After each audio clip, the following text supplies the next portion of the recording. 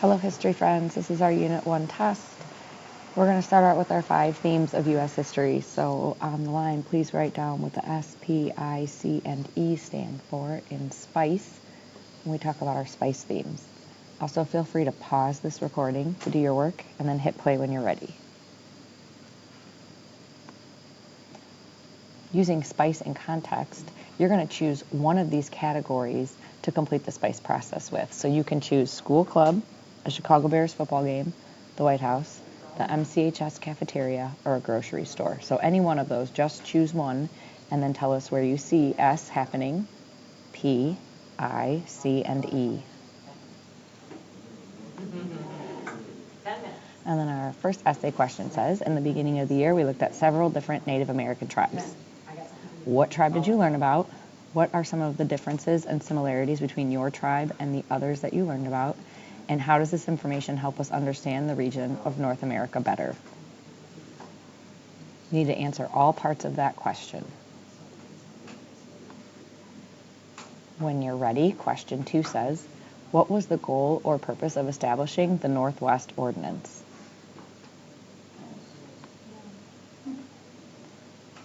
And then when you're done with 2, number 3 says, the U.S. purchased Louisiana from France. Why was the U.S. originally interested in purchasing this land? Why was France willing to sell the land? Did the U.S. get a good deal for this land? Now that the U.S. has acquired all this land, how do you think they intend to use it? And then E, why is this event significant to U.S. history? So again, just like in that first question, we want to make sure we answer all parts of the question, A through E. Make sure we write about them all. When you're ready, question 4. The U.S. sends 2 people to explore the land of the Louisiana Purchase. Who did Thomas Jefferson send to explore the land of Louisiana? What was the purpose of their mission? What were they trying to accomplish? What did Thomas Jefferson think of the natives prior to this journey? Did he have good intentions or bad intentions for this mission? And was the trip a success or a failure? How do you know?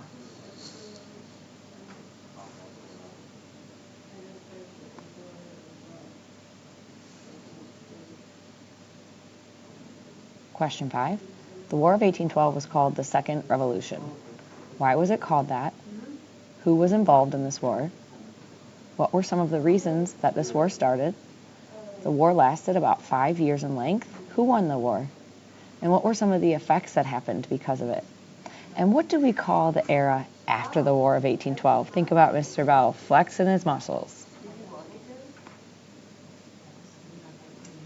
When you're ready, question 6 says, the Monroe Doctrine was signed in 1823. Who was Monroe, and why was it called a doctrine? Who is the U.S. talking to in this document? Why was the U.S. so confident to have this doctrine in place? What did the doctrine say would happen if they didn't take it seriously? And how did the world view the U.S. after we published this to the world? And then our last question says, the Supreme Court ruled that Indian removal was unconstitutional, but it still occurred. What does the word unconstitutional mean? Why did they rule it to be unconstitutional? What was their thought process? Is Indian removal an example of patriotism or nationalism, and why? And then what were some of the arguments for Native American removal? So what were some of the positives? What were some reasons people supported it? And what were some of the arguments against Native American removal? What were some of the negatives that people were arguing about it?